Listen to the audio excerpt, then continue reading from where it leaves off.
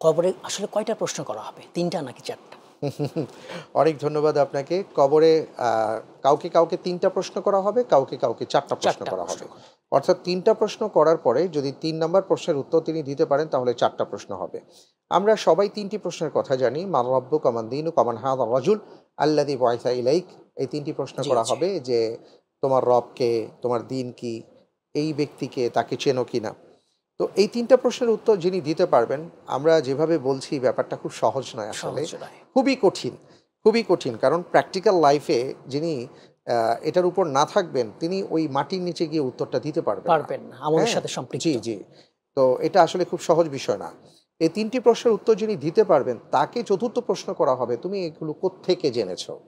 এবং তিনি তখন বলবেন যে, "আমি কোরআন থেকে জেনেছি।" সুবহানাল্লাহ। তার মানে হলো সেই সাথে আমাদের কোরআনও পড়তে হবে। তো তাহলে তাকে 4টি প্রশ্ন করা হলো।